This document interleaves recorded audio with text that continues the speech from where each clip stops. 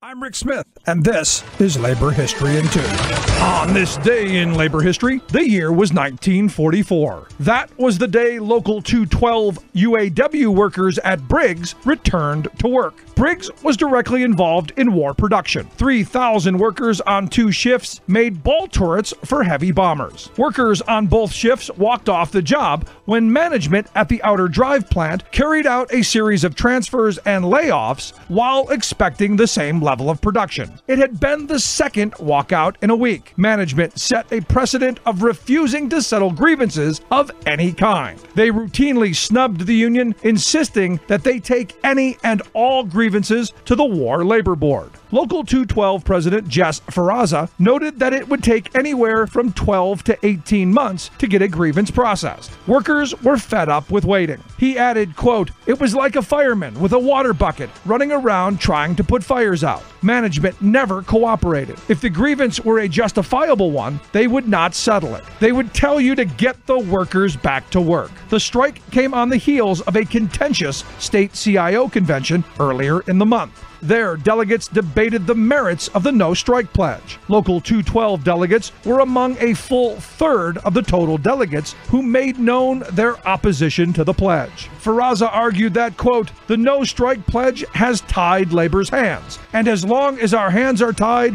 the corporations will continue their attacks on labor." Briggs workers agreed to return to their jobs on the promise of direct settlement of grievances. They also geared up for the national CIO convention, intent on overturning the wartime no-strike pledge. Labor History in 2 brought to you by the Illinois Labor History Society and The Rick Smith Show. For more information, go to laborhistoryin2.com, like us on Facebook, and follow us on the Twitters at Labor History in 2.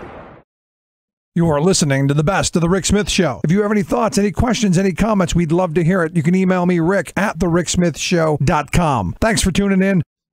And welcome, brothers, sisters, working class heroes. This is The Rick Smith Show. Thanks so much for tuning in.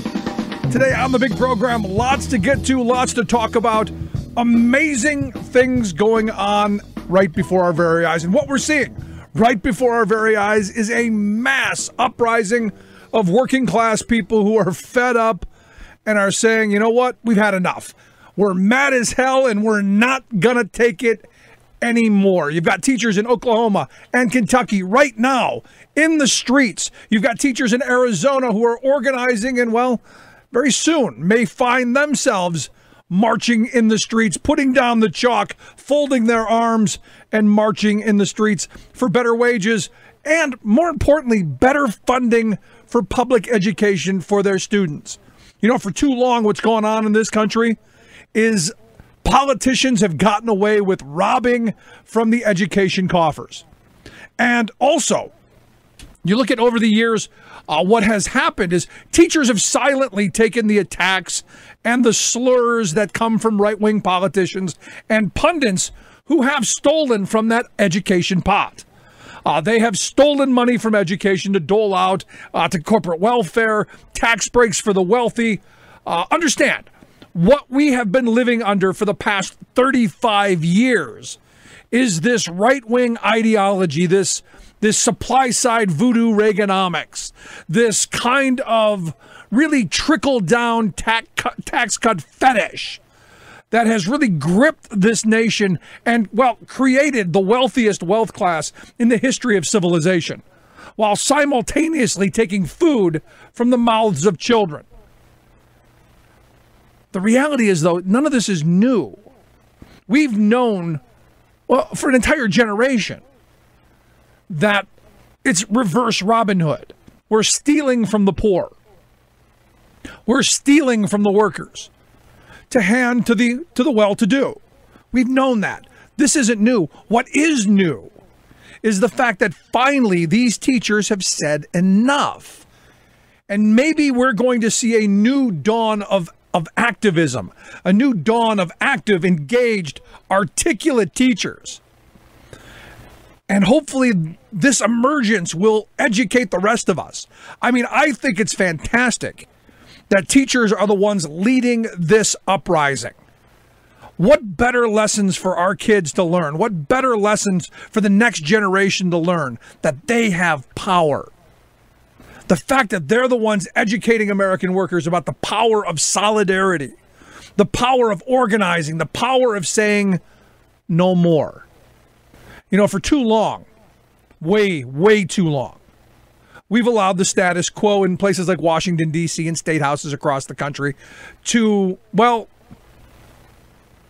steal from us. And you go back to the Great Recession. I mean, since the Great Recession, billions of dollars have been stolen and redistributed upward, right up to the very top, to the 1%, to the corporate titans, and away from workers, away from our children, away from our infrastructure, away from our future, to feed this insatiable appetite of the Wall Street profiteers and the 1%.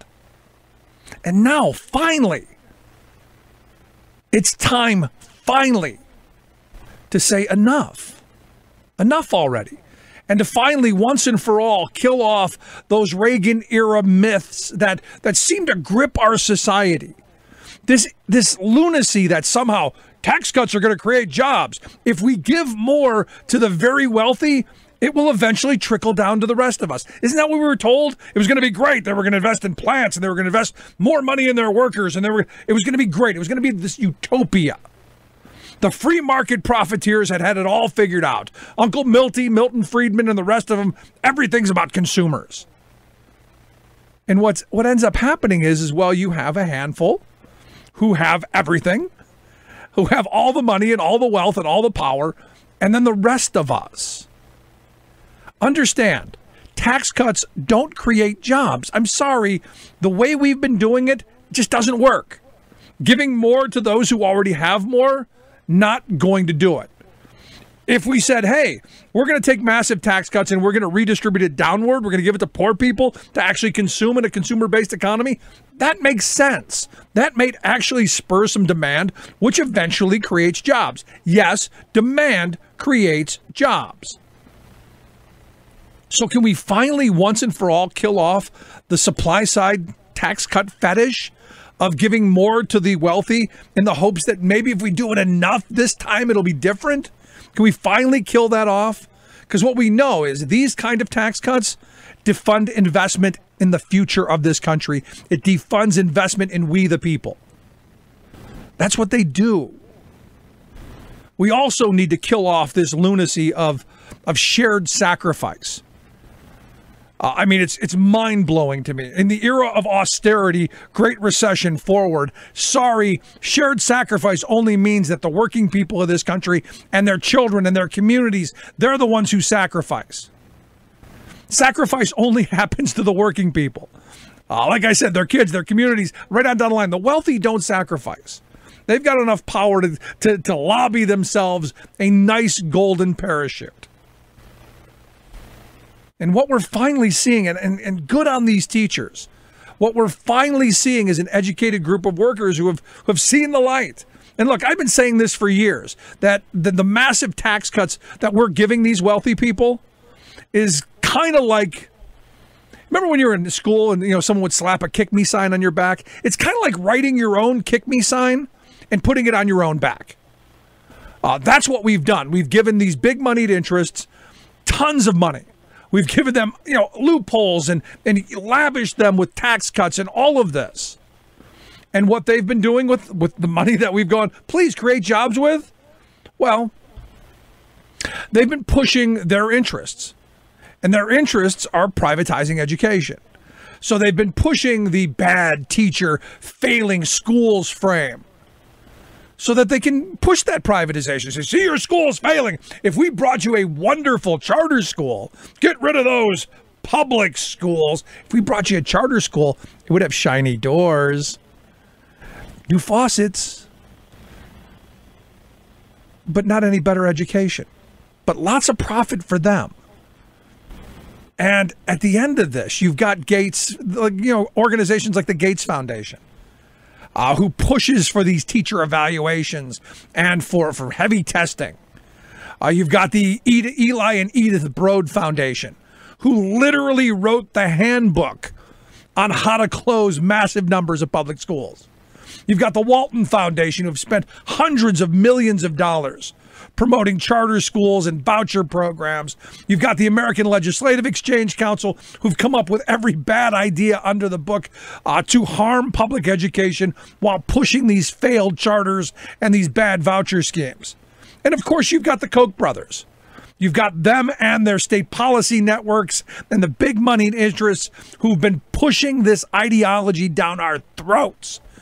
You look at the Koch's state policy networks, all of these think tanks who constantly spew this ideology that politicians then push, they make for their own, and, well, use to hold our kids hostage. And I keep saying at some point, we as parents, we as educators, we as citizens have to somehow take back our education. This, what we're seeing going on right now, and it's not going to stop because we've defunded public sector programs. We've defunded our social safety net. The reason people are so angry, the reason people are so frustrated is our lives aren't getting better. We see the president running around saying, the economy's better than it's ever been.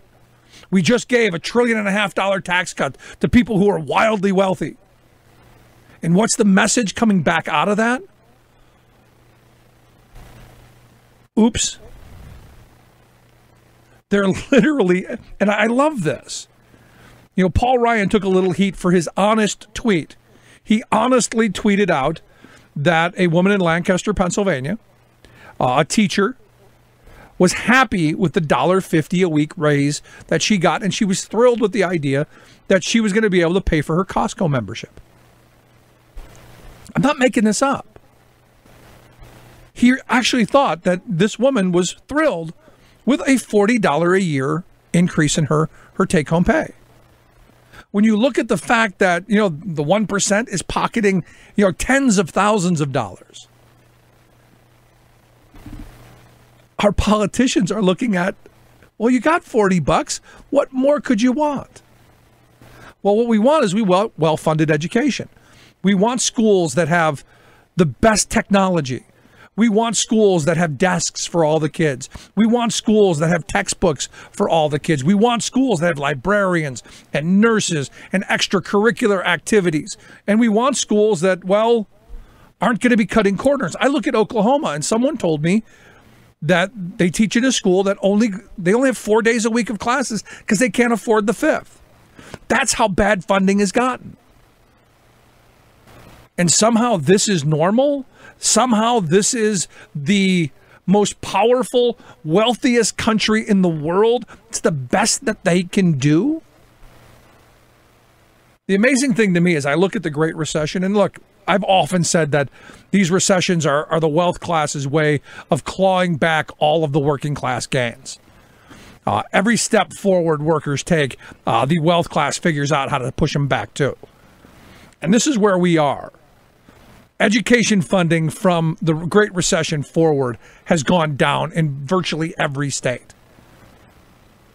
I look at Arizona, where $1 billion has been taken from education since the Great Recession. That $1 billion just doesn't make itself up. That's taken from opportunity for our kids. And we hear the right wing talk about this all the time, about how they're the party of family values and they're the party of we love the children and all this, yet their actions, and I come back to budgets, I come back to priorities, their actions have been anything but that of family values and that of love for children. You look at some of these photos that teachers are now putting out of their classrooms, of the materials that they have to use. And you have to ask, is this the wealthiest country in the world at its wealthiest point? Or is this just how we treat working class people? And I would argue it's how we treat working class people. And this is why, again, the privatization scheme is a bad idea all the way across the board.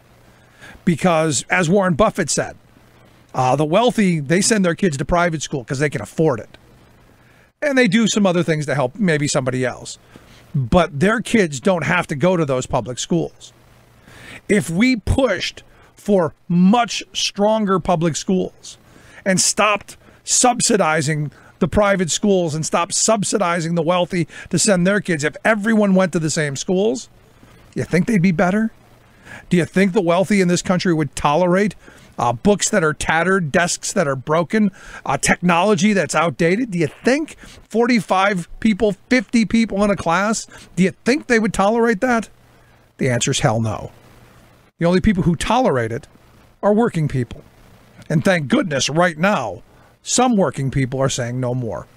I'd love to hear your thoughts. You can email me, rick@thericksmithshow.com. If you've got a story, if you've got a classroom that you want to show me, I'd love to see it. rick@thericksmithshow.com. I'm going to take a quick break. When we come back, Jason Griffith's going to be here, a public school teacher from Kentucky. Stick around. This is The Rick Smith Show.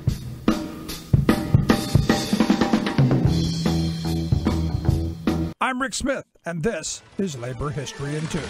On this day in labor history, the year was 1944. That was the day Local 212 UAW workers at Briggs returned to work. Briggs was directly involved in war production. 3,000 workers on 2 shifts made ball turrets for heavy bombers. Workers on both shifts walked off the job when management at the Outer Drive plant carried out a series of transfers and layoffs while expecting the same level of production. It had been the second walkout in a week. Management set a precedent of refusing to settle grievances of any kind. They routinely snubbed the union, insisting that they take any and all grievances to the War Labor Board. Local 212 President Jess Ferraza noted that it would take anywhere from 12 to 18 months to get a grievance processed. Workers were fed up with waiting. He added, quote, "It was like a fireman with a water bucket running around trying to put fires out. Management never cooperated. If the grievance were a justifiable one, they would not settle it. They would tell you to get the workers back to work."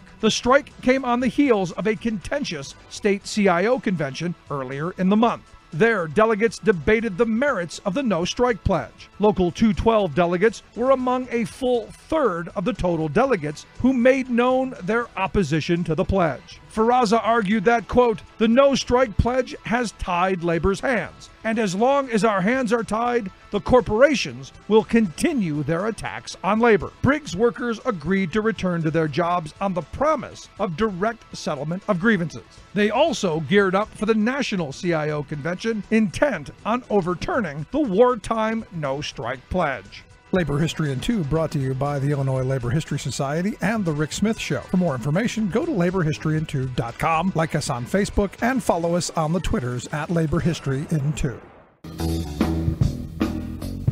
Welcome back to The Rick Smith Show. Check out our website, thericksmithshow.com. So this week, again, teachers in the streets in the state of Kentucky. Again, it appears that the Republican-led General Assembly and their governor could care less what teachers, parents, students want.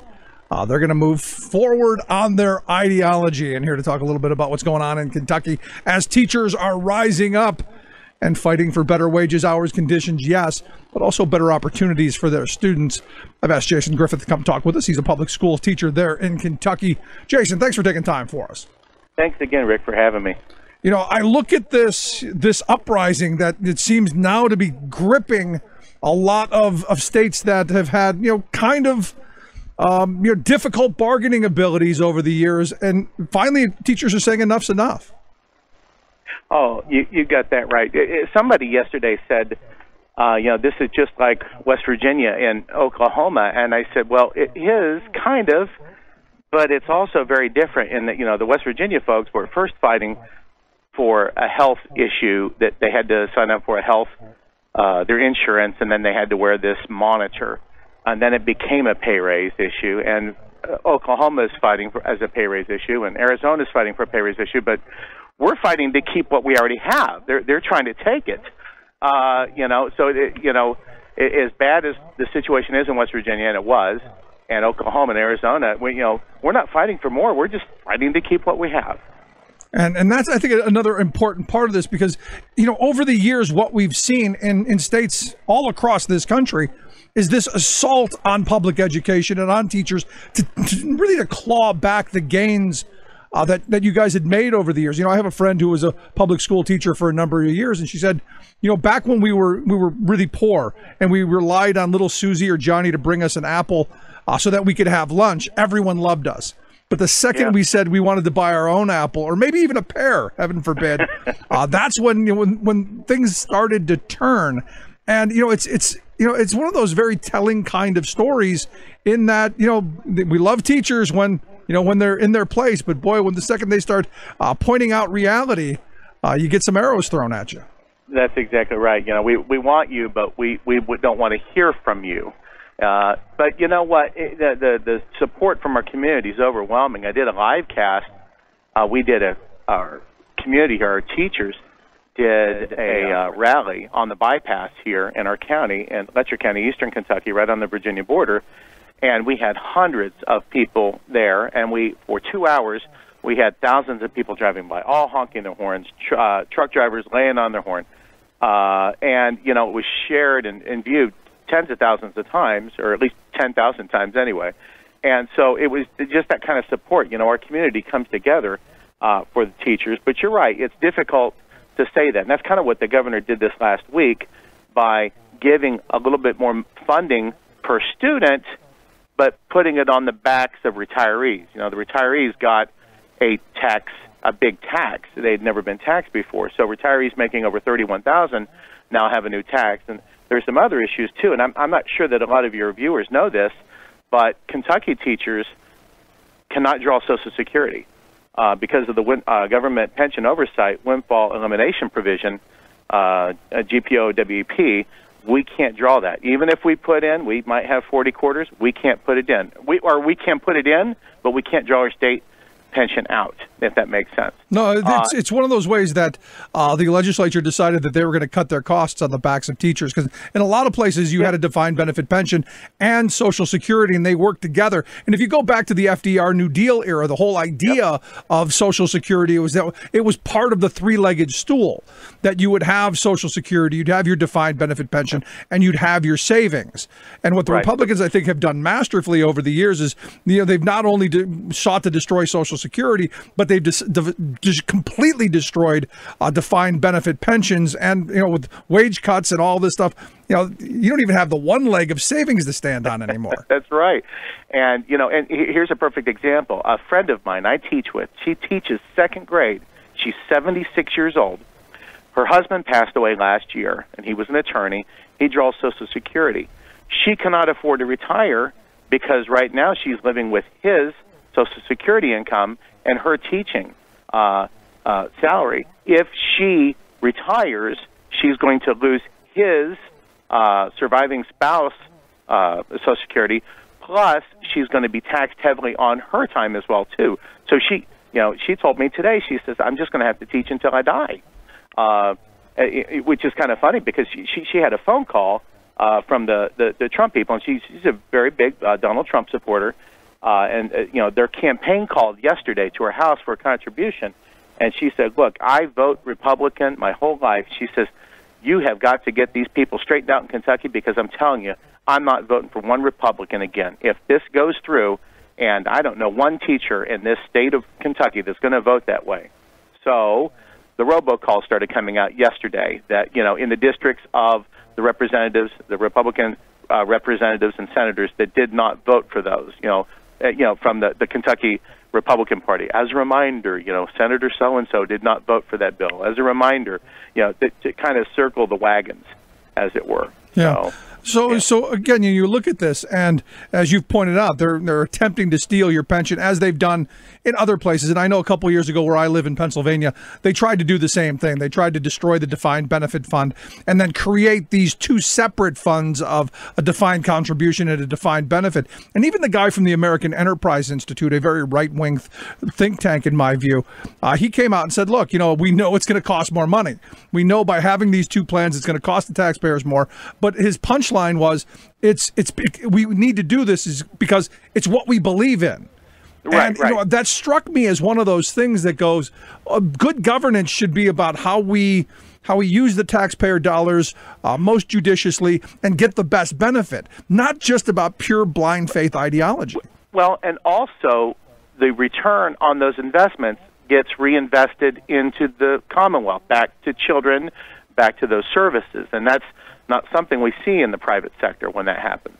The PFM, the governor last year had a report done by the PFM Consulting Agency out of Philadelphia, and they do a lot of those rewriting pension plans and that sort of thing. And we spent almost $3.1 million to have them do a study on our state, and they even admitted on one of their pages that it would cost more to move employees into a defined contribution plan, but the long-term benefits outweighed the short-term loss. Yet they had no math on what the long-term benefits were. Right. You're right. It's ideologically driven. It's not mathematically driven, and there's no heart. Because they've been very good at removing human names, and human faces from it. You look at Janus, you look at Enron, you look at any of those disasters in 07 and 08. There are tens of thousands, hundreds of thousands of people that were affected by that, and to them that's okay. Anytime that you can shift the risk to someone else without accountability, it's okay by them. Now, and the biggest issue that we had in this was the contract that we had, the inviolable contract, is thrown out with the new employees. So they've found a way to, or at least they believe they've found a way to circumvent the legal process. It's not going to withstand judicial review, but that's where it is right now. Yeah, I mean, it's scary stuff what they're doing. And if you think about it from a perspective of the teacher in a place like Kentucky, once they move from that defined benefit pension fund, because they were, teachers took a lower salary in places like Kentucky and other places, because you thought, at the end of it, at least I'll have a decent retirement. I'll have some security as I get older. Now, as you've pointed out, you don't get Social Security, so this was your one thing, and now they're going to attempt to destroy this. Because look, if defined contribution plans were the end all be all, every person in the working class would be secure in their retirement going forward. They're not. I look at the defined contribution plans of the average worker in this country, and there's virtually nothing there.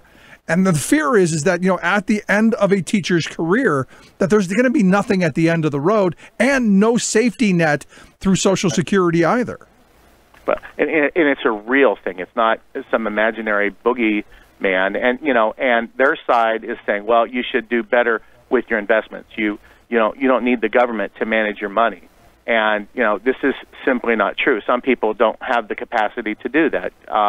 And some people don't want to have to be able to invest that sort of long-term items in risky investments. Because, yeah, but here's the thing, Jason. I get that whole argument. This is not about the employee. This is not about making you whole or helping you. That's right. This is about Wall Street separating the individual sheep from the flock so they can slaughter them. That's what, in my opinion, that's what this is really about. Oh, yeah. You're absolutely right. You talked about West Virginia. I don't know if you're aware of this or not, but West Virginia moved to a defined contribution plan in 1999. And then about 10 years later, they realized it was disastrous because those in the old plan weren't being funded, and so you can't fund two different plans at the same time. So the state, 8-9 years ago, switched back to everyone being in the defined benefit plan. So there is no safety net there. It's not like, and this is the first thing that you'll hear those folks say. They say, oh, look at, this person here is making $20,000 a year in retirement. This one's making 30. That somehow we're milking the system, and yet it's okay for, hedge fund managers or managers of hedge funds of funds to have 20 or 40% a manager fee, and might pull in $17 or $18 million on a transaction. But yet nobody's screaming about those things. Yeah, it's amazing. So let me ask you, last line. That's good for America, Right. No, last line of questioning I have, because, we had this week of people in the streets and all of this activism. Where's it going from here? I mean, we've seen, like in West Virginia, they shut down the schools for 9 days. Nobody in the state went to school during that time. Oklahoma, you've got all these teachers in the streets. Arizona, there's talk of, a potential strike, a potential uprising there. What are we expecting in Kentucky over the next several days? Well, one of our schools in the adjoining county, Pike County, Pikeville students at Pike Central High School walked out today. There have been some schools that are closed today, but 80% of the counties in the state right now are on spring break. So, and the legislative body is not in session. So it's not going to have the same impact with teachers being out. Now, having said that, very few schools in the state are on spring break come Monday. The last 2 days of the General Assembly are Friday and Saturday of next week, coincidentally enough, Friday the 13th and Saturday the 14th. And so those are veto days. You understand how that works, where the legislature can come in and the governor has the opportunity to line item veto things out, and then the General Assembly can bring those items back in altered versions. Now, the Republicans in the General Assembly are saying, no, we can stand up to the governor. If that's the case, then why did one of those Koch bills go in at the last minute, So getting back to the whole General Assembly issue, though, there is talk amongst a lot of people that this next week is going to be a difficult one. If you remember with the work stoppage in West Virginia, they had stopped, and then they came to an agreement, and then they had to go back to it because police were not covered under that plan, and they said, no, we're doing this for them as well too. And the same thing happened in Oklahoma. They'd reached an agreement with teachers, and the teachers said, no, we're going to stand with firefighters, we're going to stand for everybody else and for the future ones. So, and that's what you're seeing now. You're seeing some silence right now, and some employees are frustrated, but they know that it's just a matter of time before, and unless something happens, unless there's a reversal or repeal of that, the teachers aren't going to tolerate it. They just aren't. Good. I mean, what you're talking about is the idea of solidarity, working class solidarity. That's what you're talking about. Yeah, we're absolutely 120 strong. Hashtag 120 strong is our hashtag, and it's not my movement; it's our movement, and this goes beyond associations, unions, and guilds. This is a people-driven initiative. It crosses parties, and you have a lot of people. I have a friend of mine, a former student, 2 police officers that were at the rally last week, and he says, I'm a lifelong Republican, and this is really odd to be at a rally because I've always turned my nose up to that, kind of hippie rallies. And he said, and it feels really good to be a part of something to know, because he's also works within the school system too. So he's got 2 different pensions, a CERS and then a teacher retirement system as well too. So he's doubly affected by this. And so it's difficult, to say the least, for everybody. And I don't know a single active individual that has a pension plan that is in favor of this. I don't know one. Well, it'll be interesting to see how this plays out, Jason, as it continues. I'd love to have you come back and share what's going on. Keep us up to date. Good on you. Good on your fellow teachers. And, every day we're with you. Hey, well, Rick, I can't thank you enough. You guys keep up the fight. And, we're all in this together. And, we just got to stand, Rick Ojeda, I don't know if you know Rick or not, but we got to stand shoulder to shoulder, as he says, and we'll get there. Good stuff. All right. Jason, I appreciate the time. Thanks so much. Hey, Rick, thank you so much. Have a good day. I'd love to hear your thoughts. You can email me, rick@thericksmithshow.com. Tell me what you think. Share your thoughts. Is this the beginning of that mass uprising of working class solidarity? I sure hope so. I'm going to take a quick break. Right back. Brought to you by the Amalgamated Transit Union, the largest labor organization representing 200,000 transit workers in the United States and Canada. The ATU works to promote transit issues and fights for the interests of its hardworking members and riders. Welcome back to The Rick Smith Show. Check out our website, thericksmithshow.com. So, from Kentucky to Arizona, as we talked about in Kentucky, you got teachers who are fighting to preserve their pensions, fighting for better opportunities there. But in places like Oklahoma and Arizona, they're fighting to catch up. And, after all of these years of right-wing attacks, all of the trickle-down supply-side voodoo economics that has defunded education, we're finally seeing teachers say enough is enough. And one of the folks who's out in front of this, I've asked Noah Kurvalis to come talk with us. He's one of the founders and one of the leaders of the Arizona Educators United group. Noah, thanks for taking time for us. Yeah, my pleasure. Thanks for having me. So I look at this uprising, and I've been calling for a very long time for teachers and educators and really public sector workers to take a stand, because we've seen all these attacks over the years, and here we are finally after all these years. So good on you guys. What was the spark that you think brought this together? I think it's been 2 things. First of all, it's like what you said. We've seen so many different attacks here in Arizona. We've seen just ridiculous corporate tax cuts year after year that just literally gut our funding, and we're hemorrhaging teachers. But teachers, I think, we're so used to sticking up for other people and fighting for other people that it took seeing West Virginia and noticing, hey, we can stand up. There's power. There's solidarity here. If we get together, we can make a change. So that really provided a necessary spark for a lot of educators, I think. Yeah, this, as I've talked about on our radio program quite often, the concept of solidarity, every generation has to relearn that. And I think right now teachers are teaching us as a country the concept of solidarity and how to move forward on it.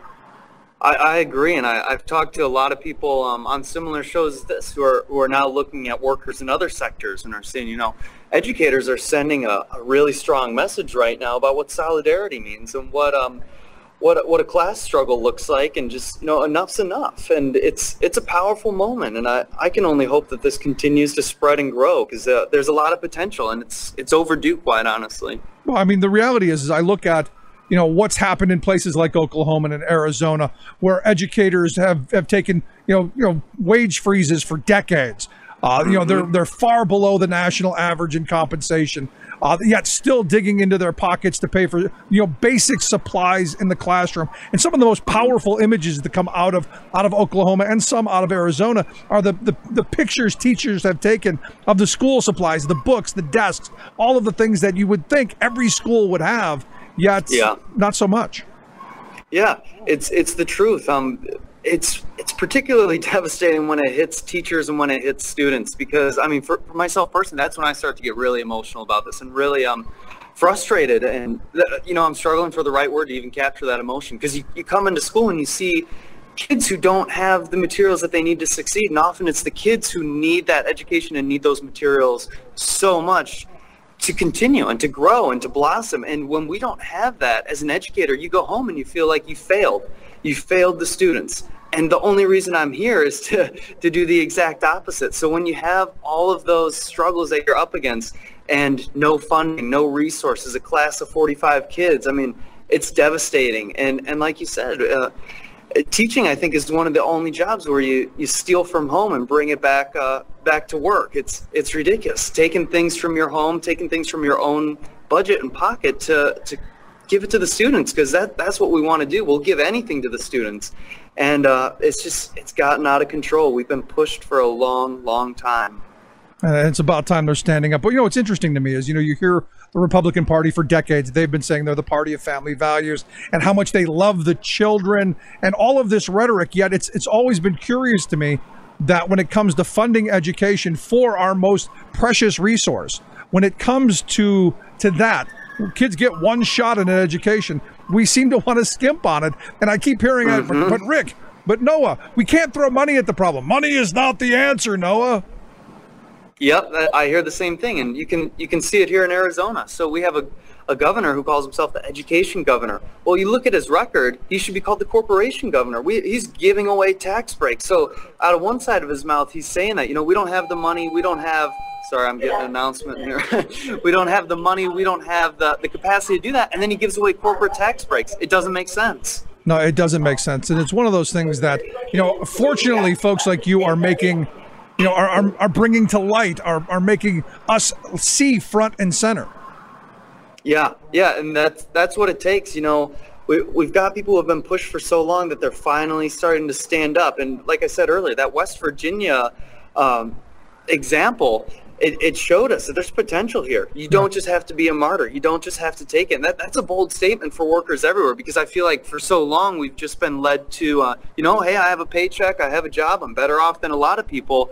And then you look around and you say, wait a second, no, this isn't right. And that's what's happening, I think, across the nation now. And we're seeing it especially, it's interesting, in these red states where these conservative attacks and pro-corporate agenda attacks have been sustained for a long, long time now.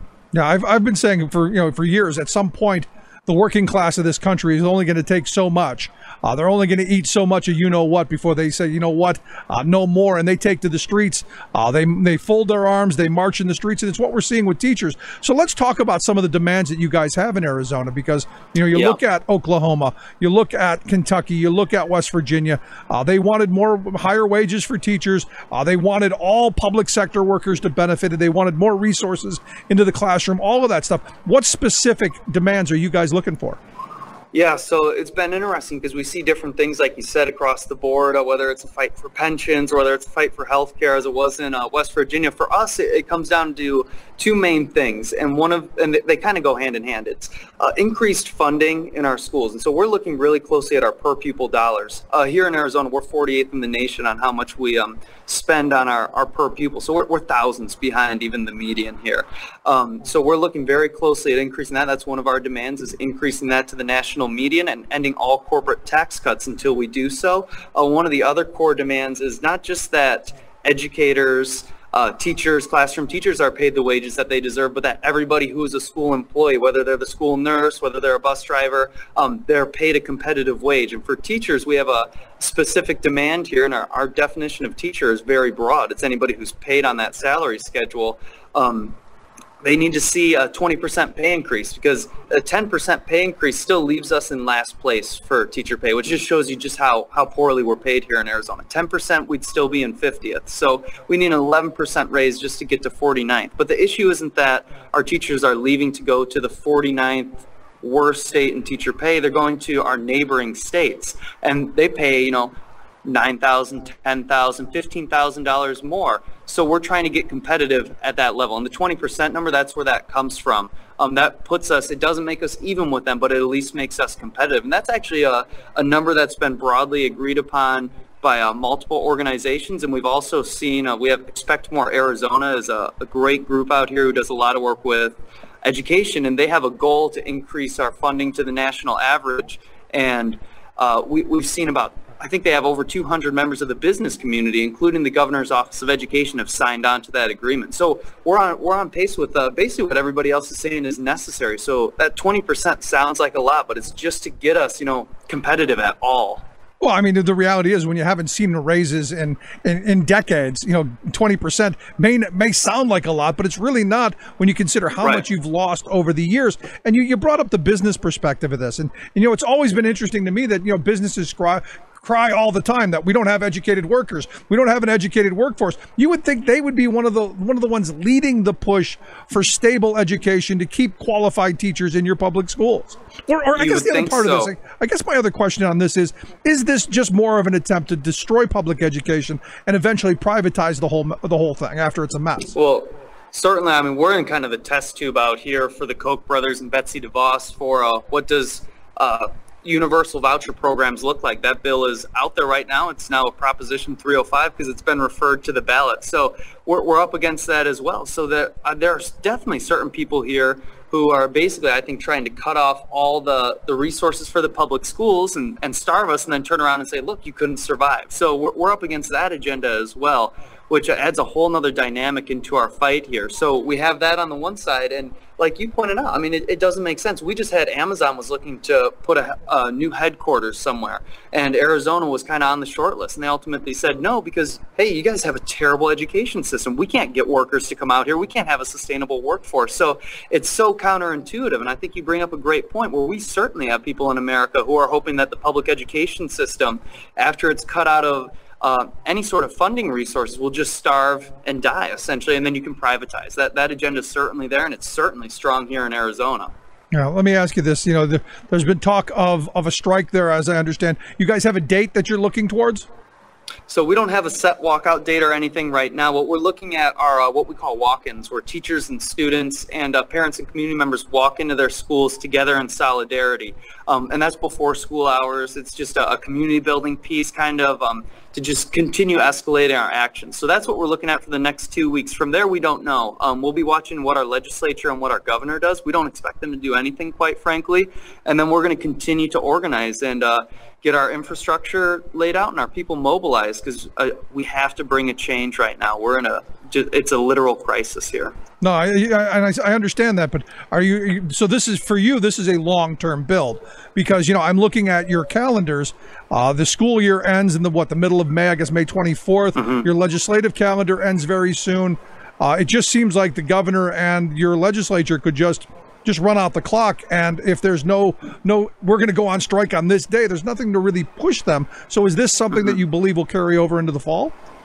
Potentially, but as you said, we're up against the clock here, so we're looking to act before that clock hits zero on the school year in the legislative session, which gives us about 3 weeks, 4 weeks potentially, we think. So all options are on the table. It might carry over into next fall, and we would have to look at what that exactly entails, whether that is a strike on the first day of school and the schools don't open, or is that something, where in a week we announce a walkout date and we're walking out of our schools in 2 weeks. We don't know right now. So we're looking at what the legislature does. We don't expect much. And we're looking at what our forces look like, our solidarity, our numbers, all of that. So we're watching these walk-ins very closely because we need a change, and we need that to come definitely sooner than later. So we're definitely considering all options and all timelines right now. So last series of questions. I mean, because, parents are so important in all of this because, look, as a parent, I want my kids who are going to have one shot at an education to get the very best they can possibly get. There isn't a tomorrow if you fail today, and especially in this economy at this point in history. What are parents saying to you? What the prospects of a strike? Nobody really, I'm sure no parents really want, but they got to understand that at some point, it's the last arrow in the quiver, and something has to shock the system awake. What kind of responses are you getting from people?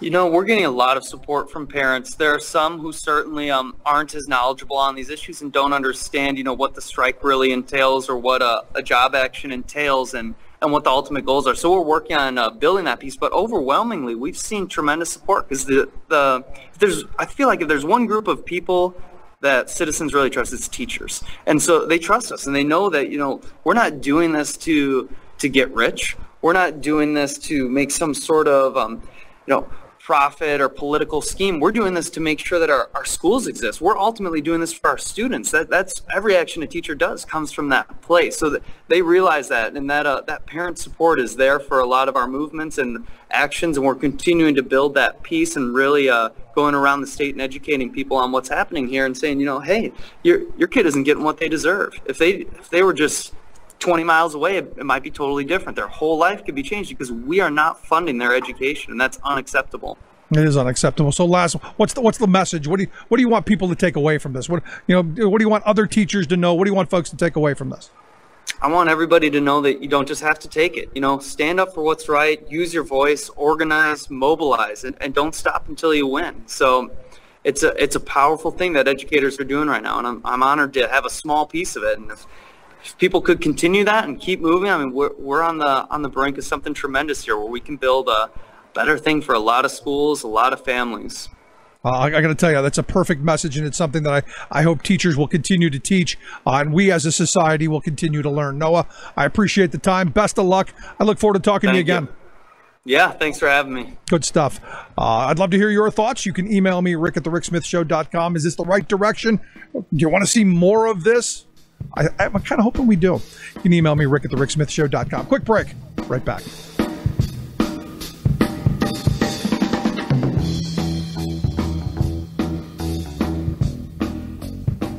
Welcome back to The Rick Smith Show. Check out our website, thericksmithshow.com. So, you look at all of these stories. You look at these teachers talking about, hey, it's about better wages, yes, but it's about better conditions for our students. And that's, for me, that's the place that you would expect things from teachers to come from. It's their love of their students, their love of the profession, and the fact that they know they have it in them that they are the future. They are training the next generation of citizens, of workers, of fathers and mothers, and I think they understand that. And this opportunity that kids have shouldn't be wasted. I tell my kids all the time, you got one shot at education. Don't mess it up. And for too long, politicians have been using education funding as a piggy bank to give out tax breaks to corporations, and it's got to stop. Now, the other side of this is the attack on the teachers, the attack on workers overall. And as we all know, the Supreme Court right now is deciding the Janus versus AFSCME Council 31 case, which will impose right to work on all public sector workers. What we're seeing is, and there are a lot of people who are saying, maybe Janus won't be so bad. Maybe the kind of activism that we're seeing coming out of West Virginia, out of Kentucky, out of Arizona, out of Oklahoma, maybe that kind of activism is what is going to be the future of the labor movement. And I do have some hope in that. But understand the reality. In Oklahoma, it took 28 years of no tax increases. It took decades of no raises. It took legislative session after legislative session on attacks on teachers, on education, on the social safety net, on workers across the board. So this idea that, this is going to be the future and this is going to be the way forward, does it have to be? I mean, does it have to be to where we feel the pain before we act? I've often said, look, maybe this is what has to happen. Maybe there's that moment where you've had enough and you've got nothing left to lose. It is that bad, and that's what sparks us into action. Maybe that's it. Maybe the old labor saying of when your stomach's empty, your head gets right is accurate. Maybe that's the only way we act. But understand, the right wing and the moneyed interests, they understand it too. And while Janus is going to be bad for public sector unions, what's next is going to be worse. Because understand, the wealth class and their think tanks and their euphemistically named front groups, they're not going to rest on just Janus. They're going to push more policies and more legislation to gut what's left, to make it much more difficult to become a member, to constantly force decertification votes, to constantly force unions and unionized members to constantly affirm their faith and constantly spend resources on upholding their rights. And you look at what's happening in Florida right now. Florida is pushing through a piece of legislation that would say once a bargaining unit in Florida, once a county school district falls below 50% union density, they're decertified. And it's one of these things where you go, interesting, you've created the environment where you can have free riders. You've created an environment where not everyone has to be in the bargaining unit, in the pool to fund the negotiations, which is why a lot of these states have the trouble that they've got. But then you're going to say when the freeloaders, when they don't decide to pay, that everybody's out is the next step of policy. Now, interestingly enough, right now in Florida, you're seeing an increase in the number of dues-paying members. That's a good thing. Another one of those moments where people are going, well, maybe this will give the labor movement the impetus to go out and organize more. Maybe it's going to be a revival of organized labor. And maybe that's the case. But the wealth class of this country is never going to give up on trying to destroy workers' ability to bargain for better wages, hours, and conditions. Why? Because those better wages, hours, and conditions, they believe comes from them. These are benevolent dictators. These are people who believe that they're the smartest, they're the best, they're the brightest. And some of them are very smart. Some of them are very good. But also, some of them are very lucky. And some of them won the birth lottery. At the end of the day, I don't want Bill Gates, as smart as he is, to dictate education policy. I don't want a billionaire like the Broad Foundation to dictate public school policy. I definitely don't want the Waltons pushing education policy. Don't. This is where local control, where local school boards, open, honest, transparent, this is where this is best. And make sure that those schools are funded. And this is where the states come in. Education funding has to be there. Now, look, the courts have been the place where historically we have fought for education funding. In Pennsylvania, where I live, every child is entitled by Constitution to a thorough and efficient public education. And the Supreme Court has come down on the side of that every time. What we're seeing right now are teachers and parents and people in the streets saying states haven't done enough. While I'm hopeful that this kind of direct action, this kind of active, engaged electorate demanding better, while I'm encouraged by it, I know it's not going to last into the future because people are going to get on with their lives. And we're going to see history repeating itself in these red states where workers don't have rights to bargain. And if they do have rights to bargain, it's minimized to you can only bargain for this, but not that. At some point, we, the working people of this country, we have to stand up and say no more. Also understand, the right-wing think tanks and the moneyed interests, as soon as the Janus case hits, they're going to be pursuing a massive decertification campaign of union members.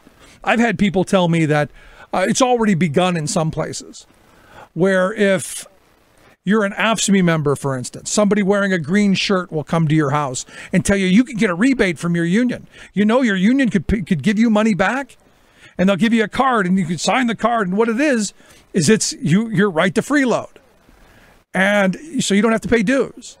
And there's going to be a massive wave, a massive campaign to attempt to starve the union of funds. And why? You don't see teachers in California, you don't see teachers in New York or other states that have solid unionization rules and give teachers the right to collectively bargain. You don't see them in the streets right now saying we're the lowest paid teachers in the country. Where you see that is in right to work states where workers have no rights and have no ability legally to assert those rights. What you're seeing is right-wing policy, the no rights at work agenda front and center on display. And once Janus hits, that's going to affect all teachers, all public sector workers. One of the things I'm most encouraged about, to be honest with you, in having conversations with Jason and Noah, is that it's just not about the teachers. It's not about only them. They understand, as educated professionals, the idea that everybody should do better. And that when everyone does better, we all do better. I mean, that's the thing that gets me, is these are very, selfless people. These are folks who care about others more than themselves, and they have put up with just unlimited amounts of attacks over the years. I can't tell you. I remember my daughter, and this is one of those things. My daughter was about 5th grade, I think. And she said, Dad, I want to be a teacher. I really love my teacher. She's wonderful. She's she's terrific. And I go, you want to be a teacher? She's like, I really want to be a teacher. And I'm like, oh no, anything but that. And that should never have been my reaction. It should have never been my first reaction. But I have seen what these politicians and these pundits have done to teachers. And how they've, attempted to deprofessionalize, attempted to turn the art of educating into factory work. And it all comes down from the moneyed interest trying to figure out how they're going to put more money in their pocket, how they're going to copyright curriculum, how they're going to patent tests, how 2 + 2 is now proprietary information and you have to pay us every time you teach 2 + 2. That's how bizarre this is getting. Now understand, the whole charter school movement was the idea of a labor leader. Albert Shanker said we should have the ability to do things a little bit differently. We should learn different tactics and we should share best practices. It was never about money. It was never about any of that stuff. But what it's morphed into is taking those best practices, patenting them, and then selling them back to us. So not only did we pay for the research and development of all of these quote-unquote best practices, we're going to continue to pay for them over and over and over. And sadly, a lot of these so-called best practices aren't any better than the old ones. Only we're paying more for them. And our kids ultimately are paying more by having less opportunity. I mean, I think about when I was in school, I had the opportunity of tons of extracurricular activities, baseball, football, basketball, you name it. You could be in plays, ski club, key club. You just go down the list of all the opportunities to be involved. Kids today don't have that because we've gutted the funding to it. So what I say, good on these teachers. Good on these teachers who have stood up, stepped forward, and said, enough is enough. It's about time. I'd love to hear your thoughts. Share your stories with me. Anything you see in your schools that warrants discussion, love to hear it. You can email me, rick@thericksmithshow.com. Share your thoughts, opinions. Something I said got you upset? I definitely want to hear that. rick@thericksmithshow.com. Thanks so much for tuning in. We'll see you back here next week.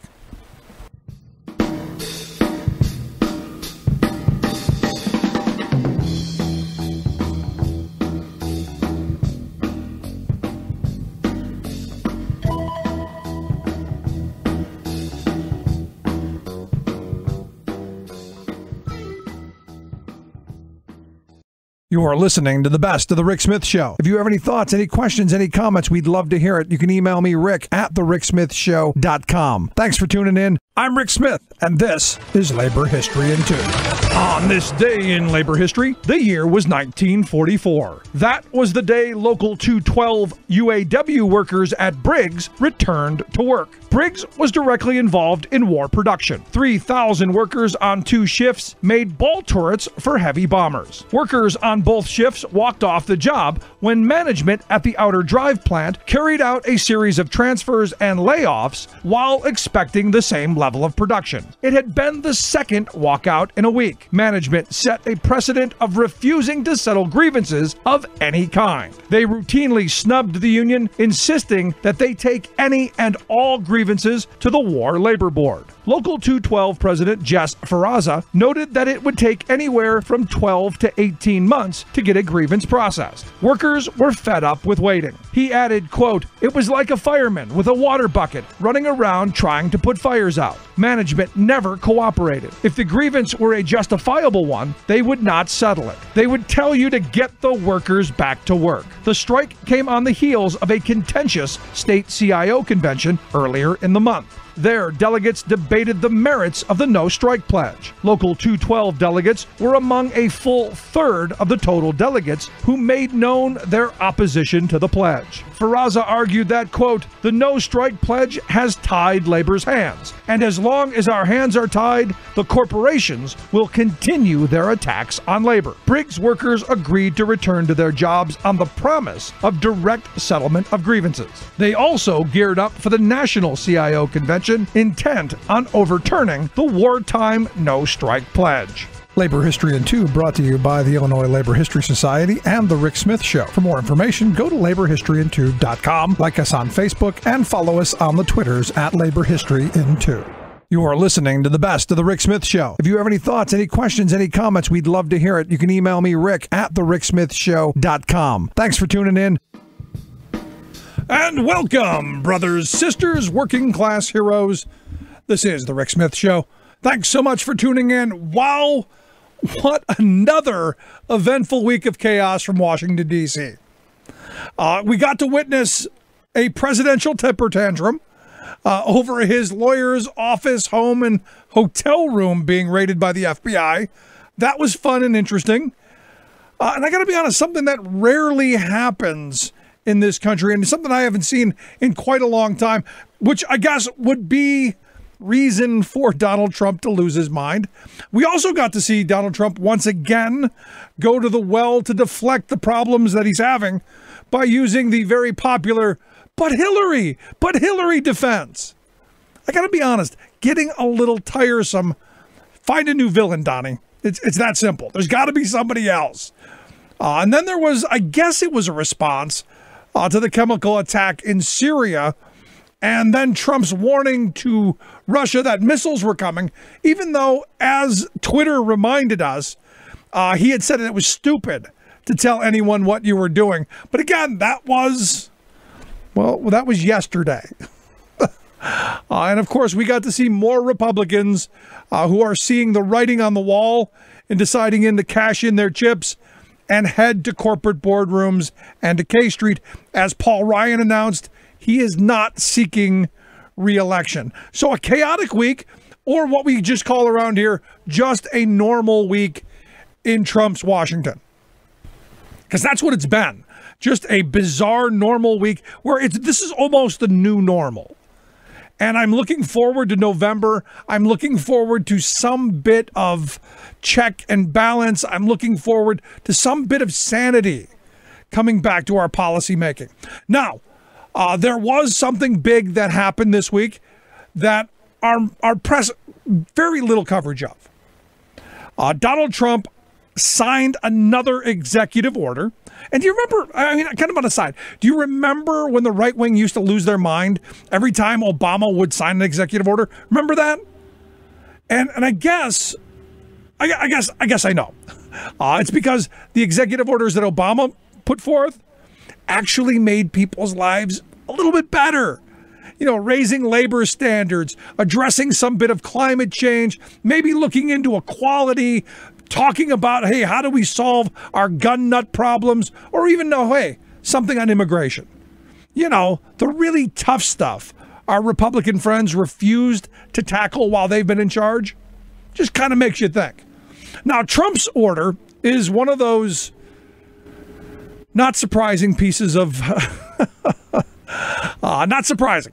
It came in dark on Tuesday evening. A decision I'm pretty sure that this administration made, hoping nobody would take notice of what they were doing. The executive order laid out what I view as an extremely broad set of principles to overhaul our nation's federal aid programs. You know, the stuff that help the poor, the stuff that help the downtrodden. Well, what we're doing is we're gonna mandate a work requirement. Evidently, that's what the administration has decided is the best course of action, and what it really is. Understand, this is ideological open season on what's left of our nation's tattered and torn social safety net. It is. It just is what it is. It's a political opportunity to hold up those who are struggling. It's a public shaming of the powerless. It's a public scrutiny of those who are unable to defend themselves. And really what it is on the other side is it's a chance for those who really honestly and truthfully have been working their butts off, working harder and longer for less. It's going to give them a chance to feel just a touch superior, a chance to, make them feel marginally better that they get to kick someone who's worse off than them. And I know for some that's important, but understand, this is going to do nothing to solve our nation's inequality problems. It's going to do nothing to solve 40 years of wage stagnation. It's going to do nothing to raise wages for those workers who have been, left behind. And it's going to do nothing to recreate that prosperous working class that our grandparents' generation fought, bled, and died for, and that Trump country voters believe Trump could bring back. The reality is, and this is where policy matters, this is where people who believe in government, this is where it matters. If you really want to help people, if your goal, and at this point, I've given up on Republicans actually wanting to help anyone. Their rhetoric is always, we want to help, but it's always in the most heavy-handed, mean-spirited, hateful way possible. It's always in the, so what, I'm sorry you can't eat today. It'll just make you hungrier and leaner and meaner for the future. If you really honestly and truthfully want to help people, honestly, and all people, not just the handful at the very top that we see our Republican friends making sure are well-heeled, but everybody, if you want to make sure that this country moves ahead together, that we come back together somewhere near sanity, you've got to promote policies that are going to create good jobs. You've got to have lifelong education and job training. It's got to be there. You've got to have cradle-to-grave health care. It's that simple. You've got to have really high-quality child care, highly efficient public transportation, and really, honestly, policies that are going to encourage collective bargaining rights. Give workers the opportunity to share in the wealth that their labor creates each and every day. Someone the other day said that, everything that I believe in, which is, universal child care, health care for everyone, opportunities for a single family income to support a family and actually do well. All of that stuff's doable. Education, health care, all down the list. All of that's doable if we simply just linked wages back to productivity gains. The more work you do, and it comes back to the right wing, what they used to believe in, the idea of a meritocracy. No longer are we anywhere near the idea of a meritocracy. The idea now is the harder that you work, the more I get to gain from it. To where in the past, where my grandparents' generation fought for, is that the harder you worked, the more you did, the more productive the workforce was, the more everything was shared to a broad section of people. And for me, the idea of collective bargaining has to be right there. But all of these things, healthcare, childcare, public transit, go down the list, education, all of this stuff, these are steps in the right direction. They're not punitive measures like work requirements that, hey, I require you to get a job, even though we know there's no work out there. There are no jobs. You got to understand what this is. This is divisive political red meat, the kind of stuff the Republicans have been getting away with for a generation at least. The kind of stuff that they've been doing masterfully in pitting the working class against one another, and pitting the working class against the poor, and subdividing us into male and female, white, black, white collar, blue collar, green collar, ring around the collar. They've been doing masterful jobs of slicing and dicing us up. And the thing that I'm often reminded of, there's a quote attributed to a railroad magnate and robber baron, a guy named Jay Gould. Back in the 1880s, he was reported to have said that I could easily pay half the working class to kill the other half. That's what this is. This is where the Republicans, this is where they make their meal. This is the red meat that they serve to the really honestly and truthfully struggling base. All across this country, working people have been struggling for a generation now. This is not new. This is something that I've been talking about for years. But I look at these attacks on our safety net, and they've been going on for a generation now. The Republicans have made hay off of, the lazy and the shiftless, the Cadillac Queen. Never found her. Never found her. Where's that welfare queen? Where is she? She must be with the small family farmer who lost their farm because of the estate tax, which they've now basically done away with. Why? Because the wealthy need more. And now you look at, they've given all of this money away. They've given $1.5 trillion to the very wealthy and big corporations. And guess what? They're looking at a sea of red. They're looking at deficits as far as the eye can see. They're looking at their base going, wait a second, this isn't why we put you in here. We didn't put you in here to give more to the already wildly wealthy. So in order to, try and figure out how to pull back some spending, what are they doing? They're going to attack our social safety nets. And I got to be honest, I take the attacks on our safety net programs really very seriously. Because I benefited from them. And I'm not afraid or ashamed to say that. As a kid, I grew up in a housing project on the west side of Cleveland.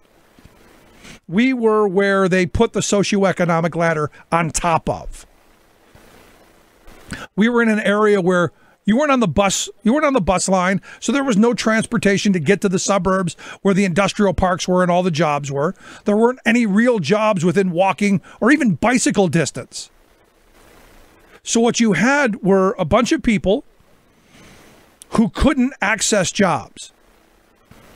A bunch of people who were trying to eke out an existence. And if it weren't for food stamp programs, if it weren't for housing assistance programs, if it weren't for medical assistance programs, people like me would have suffered even more and possibly died.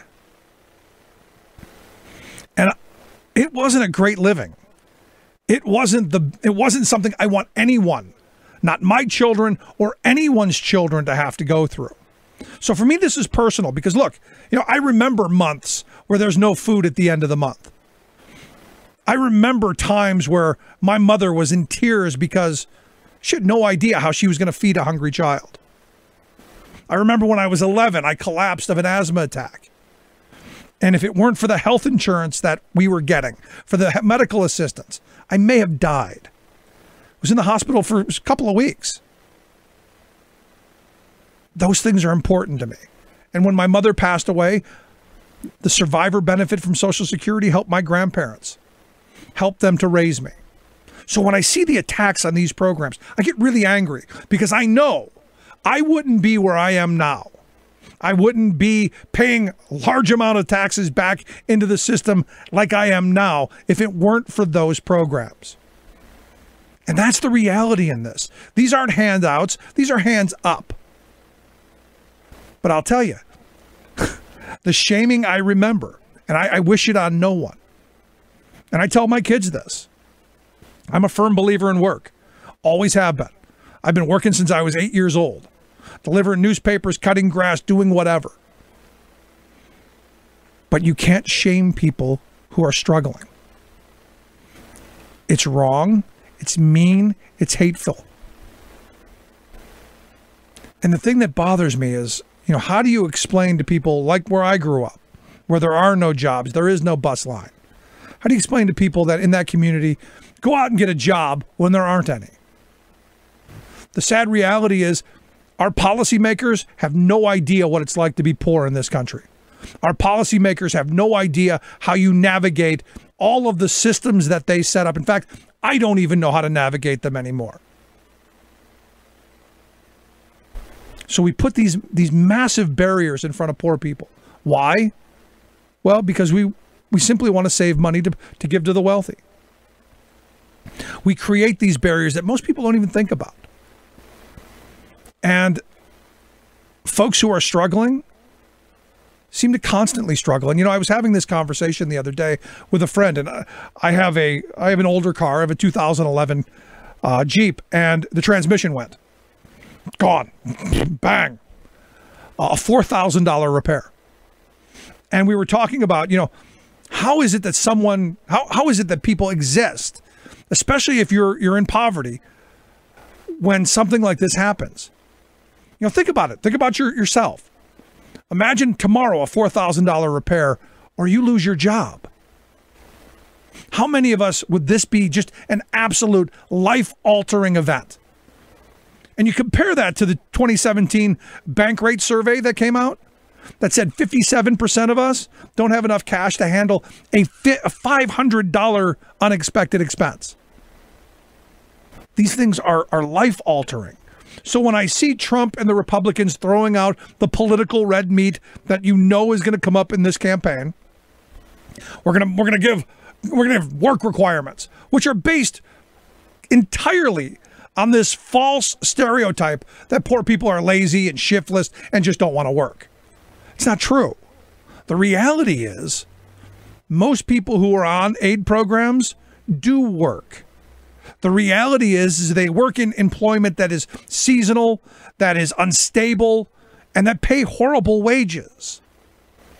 I remember when Mitt Romney said, 47% of the people don't pay any federal income tax. And I said, there are 47% of the people who would love to pay federal income tax. You know why? Because they'd make enough money to pay federal income tax. That's why. Here's the reality. The reality is 3/4 of the people who receive SNAP benefits or Medicaid work. They work during the course of a year. Now that goes completely against the right-wing frame. I know, I get that. But it's the reality. And the people who can't work and don't work are those who can't. They're the folks who are ill or disabled, or like my mother at times, had to stay home with me to raise me. And this is one of those moments. This is one of those really bizarre moments where you go, the right-wing hypocrisy is so strong. It's so outrageous. They tell women, stay home and raise your children. Unless you're poor, then get your lazy butt out and go get a job. It's kind of weird, isn't it?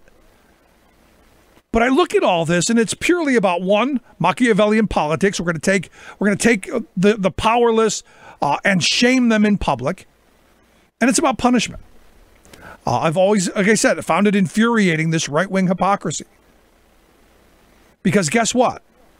If you can't get a job, the idea that somehow taking money from you and not being able to feed yourself or your children is going to make you leaner and meaner and willing to go out and work for anything doesn't happen. Sadly, what ends up happening is you go to the local corner store and go, kids are hungry. I'm going to take this, box of macaroni and cheese. Then you get locked up, and guess what? You're now a profit margin. But again, it's not about good policy. It's not about how we all do better when we all do better.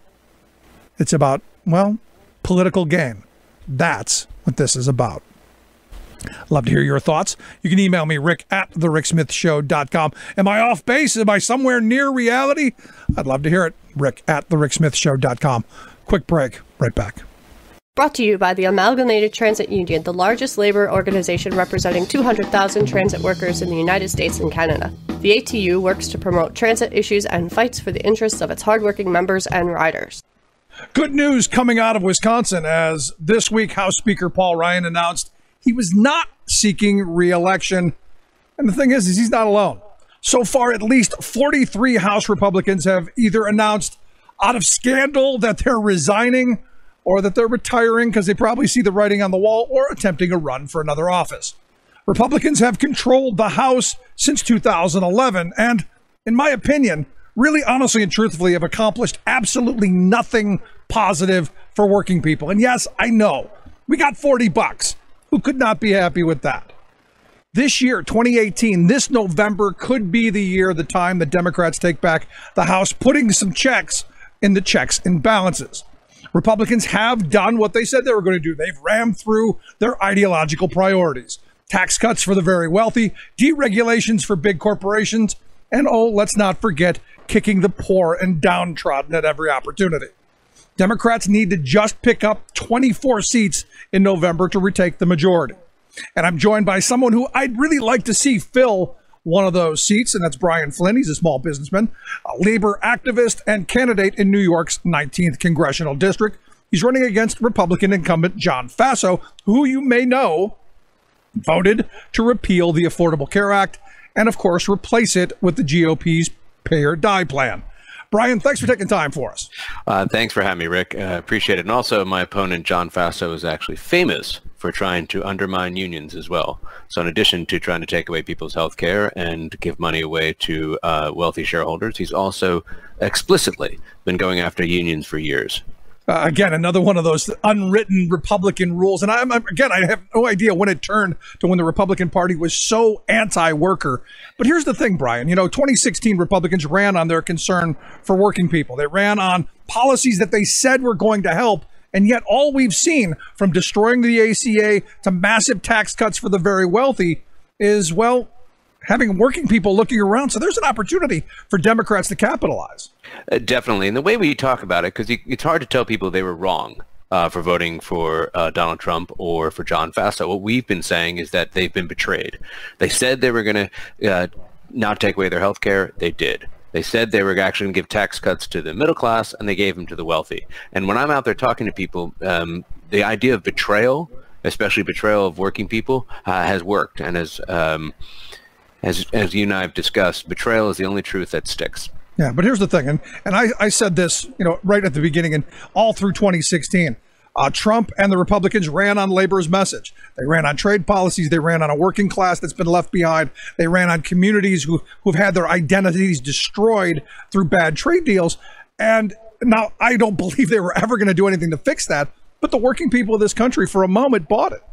Yeah, they did. And I hope you're right. And it's a classic populist mechanism, right? They go out and tell people, especially people who are in despair, who've been decimated, unions and working people have been decimated by automation and artificial intelligence. And they went out and said, hey, we're going to save you. And people got attracted to that. And it's the populist playbook. And I think what we have to do is to say, hey, listen, and approach it with a little humility. Say, listen, we haven't done enough, and we're here to help. And this is where, the battles of the past, because I argue right now, we're in the middle of the next industrial revolution type moment, the tech revolution, which major changes are coming. And the idea that government cannot solve any problems or cannot help, which is the Republican view, is, I think, very dangerous going forward, especially in this time of massive changes. I'm glad you said that. And if this has happened before, when you look at the change from the agricultural economy to industrial economy in the 1890s, it was not good for the workers. Those are the people who suffered the most, and some of the worst conditions in American history happened to working people in the 1890s. We're at a similar point today where you've got this concentration of wealth, you've got this complete disruption of the workforce. It is the responsibility. I can't think of anything more important for government to do right now than to figure out how to get working people back to work and getting not just decent jobs, but decent wages. And the way we also talk about it, Rick, is we talk about the fact that you have to remove the barriers as well that have been keeping people down. So it's about jobs, it's about wages, but it's also about barriers, including barriers that prevent people from organizing under unions. At the end of this, we hear an awful lot about, education and job training and all of this stuff. And yet, you look across this country, Brian, and there are teachers in the streets striking because You've had, under Republican control, a lot of governors who have just slashed funding for education. And it seems that there's this belief, and it's a fundamental difference, I think, between Democrats and Republicans, is that if you give all the money to the folks at the very top, it will at some point trickle down to the rest of us. That hasn't happened yet, but I'm sure they're going to keep trying. And then there's the other side of this where you have to have this groundswell up. And I think, that message has to be one of those things that's run on this November. I'm glad you used the term groundswell, and it's almost like the intellectual bankruptcy of the Republican idea of trickle down, which, by the way, has been proven by facts. And I know facts aren't what they used to be. They're now disputed. But if you look at it historically, the only way you're going to grow this economy, and you've talked about this a lot, is get money out of capital and into the hands of labor. We have a consumer-based economy, and the reason why trade unions are so important and the reason why we have to get more money into the hands of workers, if we want to grow this economy, we have to actually get people to have decent wages because they're the ones who spend money and have the multiplier effect. Exactly. Well, let me ask you this. As a small businessman, what would you rather have, tax cuts, or would you rather have customers? I mean, because that's the fundamental question of what you're getting at. I know, and it's almost like, it happened in the 1920s. You had the rich people gathering up all the money and holding on tight. Well, that didn't end well. And that's what led to the Great Depression. And what you're seeing now, whether it's the hedge fund guys or the guys in the fossil fuel industries, you have this tremendous desire to gather up all the wealth. It's almost as if I want to give them all economics 101 again. We have to actually do the opposite. We have to get the engine going again. And the only way to do that is not giving money away to shareholders. I mean, this one's great. Let's say roughly $1 trillion of the $1.4 trillion tax cut, of the Trump tax cut, went to shareholders. A third of shareholders are foreigners. So we borrowed $300 billion roughly and gave it away to sheiks and oligarchs. How is that going to help generate jobs in our communities, especially if you look at small towns and rural communities? Those are the ones who we've lost and have gotten hit the hardest, especially where I'm running in New York's 19th congressional district. And let's not forget, when that happens, when communities don't just lose jobs, but lose their identity. And look, we did a labor history tour a couple years ago where we went into places where I look at, Akron, Ohio was the rubber capital of the world. Toledo, Ohio was the glass capital. Corning, New York was a glass capital. And all of those places have lost those jobs, and it was part of their identity. And what we've seen is a massive opioid addiction crisis just grip this country. And I argue that's a huge part of it. It is. And it's funny. Those are directly correlated. When you've got despair, that often leads to addiction. And also what we've done is made the problem worse by making addiction a criminal justice issue rather than being a health issue. And that's actually exacerbating the problem. And one of the things that we Democrats used to lead on is the need for criminal justice reform, and its role in actually getting the economy going again is actually rehabilitating people so they can become productive members of society again, rather than using private prisons as a way of imprisoning people, because that has a direct effect on the American worker. Yeah, rather than retribution and profit. Let's not forget the profit part. Yep. So let me ask you, as a representative from the 19th district there, once you get to Congress, how do we begin changing some of these things? What's your number one priority? It's what workforce, and you started with it. Workforce redevelopment is the top priority. It needs to be. How do we do training and retraining for the jobs that exist today? I'm a small business owner, and I operate medical device manufacturing plants. And what's interesting about that is that we've got jobs that we couldn't fill in that middle skill level. And what we have throughout the country, there are 2 million jobs today, people in those middle skill jobs that people aren't trained for. So if we can train and retrain people for those jobs, that's going to have a big effect. The other thing we have to do, and you mentioned it early on, if we do Medicare for all, that creates jobs. People don't realize the Affordable Care Act created 500,000 jobs, and it does it in our communities. And I think we have to realize, so for me, it's workforce development and Medicare for all, the two top priorities. And I believe, here's the great irony, I believe we can actually get Republican partners when it comes to Medicare for all. Business people do not want to be in the business of trying to manage healthcare costs and doing the employer-based healthcare solution. They don't want to do it. It doesn't make any sense to them either. Let's find a coalition that can come together and do Medicare for all, because it's actually going to cost less for all of us, give more coverage, and actually increase health outcomes. See, from a business perspective, I've asked that question a million times. Why would you want to be a benefits administrator? Most people get into business to make widgets or whatnots, right, or whatever it is their passion is. They don't want to be dealing with insurance companies and benefit companies. They want to do their business. And I've often wondered why the business community isn't the one leading this push to get that burden off of their backs. Thank you so much. It seems like you and I might be the only two who get this, because I have people give me a blank stare when I say that. They go, "Oh, really? Don't other countries have employer-based healthcare?" I've said, no other country has it. And I understand the origins of it was in the 1940s when you had wage caps. But, we've kind of gone beyond the 1940s, and it's completely inefficient. It's a corrupt system. It's a monopolistic system, and it doesn't work. That's the most important point. It doesn't work. And there's just a few special interests that keep us from making it happen. And I think we can break through, because to your point, you have it as a business person, I can walk in and say, "Really? You want to be a benefits administrator?" They're like, "No, I hate it." Okay, then let's change this. No, I mean, that's the way we need to be going. And a lot of this seems like common sense. And and I talk about this often on our radio program, that there used to be an era of common sense where there was some common ground where, Democrats, Republicans, independents, whatever, everyone kind of took some things as, just this is how it should be. And I look at Social Security, I look at Medicare, I look at some of our social safety net, that this most recent, batch of Republican ideologues, all of that's on the table. All of that's open for destruction. And I got to be honest, the chaos that I see coming because of the end of our social safety net, if they get their way, quite troubling. It is, and my opponent's already talking about this. About a week after he came away from supporting. Now, he didn't vote as soon as he knew his vote was safe. He cynically did not vote for the Trump tax cut, but he did speak out in support of it. So we're going to hold him account for it, and it is his party that voted for it. And the interesting thing is that they don't realize that the effect that's going to have. And what he said, which is great, he said, you know what, with this deficit that keeps rising, which, by the way, they just chose to increase again, this deficit is going to require us to look at entitlement reform, which, of course, I call earned benefits, not entitlements. And they're already talking about it. So I think Social Security, retirement security, protecting current Medicare are going to be issues that we're going to be able to win on in this election. No, I hope so. And look, I've made the argument that we should be expanding Social Security, because I don't know if you've noticed, but in my generation, in the 45, 55 range, no defined benefits for folks for my age and younger. So that safety net that my grandparents had, that three-legged stool that my grandparents had of a defined benefit pension plan, Social Security, and some savings, is really just one leg that they want to beat us with. So, yeah, there's no savings, and they definitely don't have the defined benefit as well. You're right, and it's interesting. I've been advocating for universal pensions. It's starting when you're 18 years old.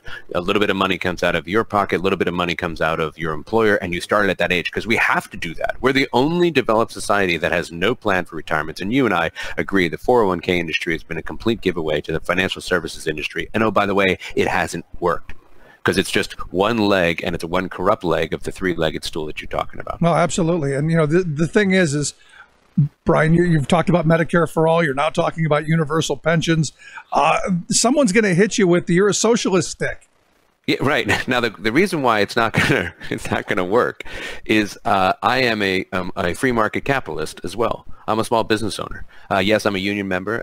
My campaign staff is unionized. Only the fifth campaign staff in the country, and the first in New York State to be unionized. And I've created union jobs, but I also believe in the power of capitalism and commercialism to help grow the economy. But it cannot be unregulated, and it's got to be working in concert with government programs that are trying to do what's best for society. And that used to be how it worked. It would actually work together. And here's the other thing: everything that I've said, and everything I've said, are winning issues in the general election. And it's really interesting.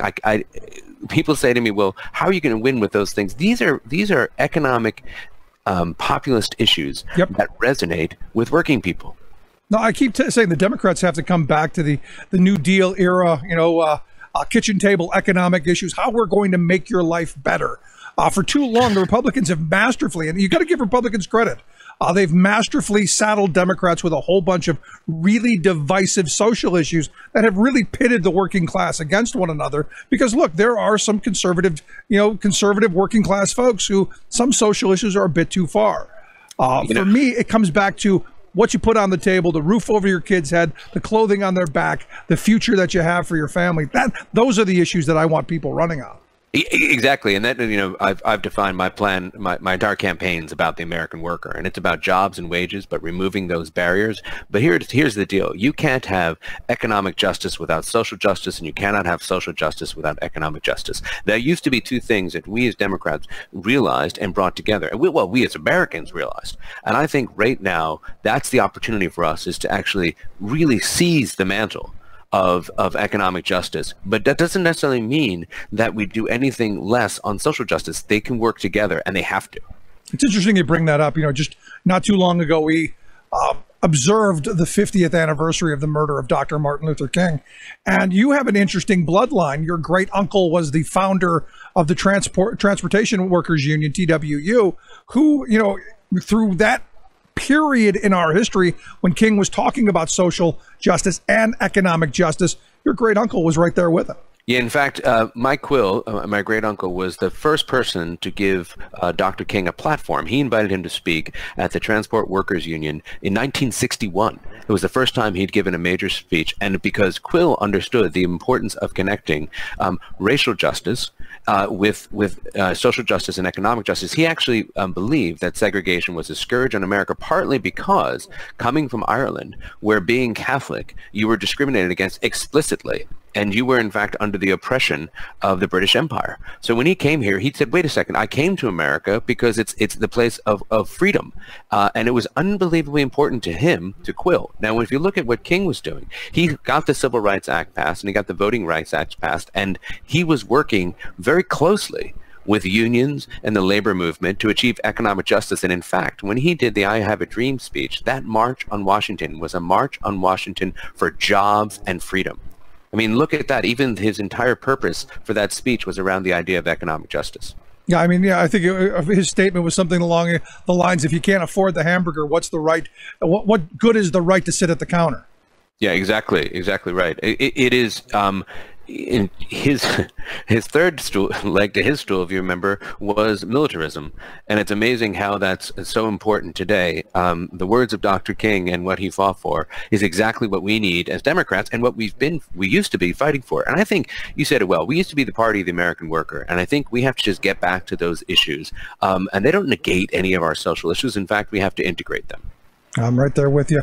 It just seems like history keeps repeating itself, and the lessons of the past we seem to need to keep relearning over and over again, which is why I think it's so important to have folks like you running for office. And I wish you nothing but the best. Brian, I appreciate the time, and good luck to you. Rick, thank you so much, and keep doing what you're doing. You're an inspiration. Good stuff. Thanks so much. If you want to check out Brian's website, brianflynn.us. We'll get a link at thericksmithshow.com of how you can take a look at it and take a look at his issues and the campaign. Going to take a quick break. Right back. Stick around. I'm Rick Smith, and this is Labor History in 2.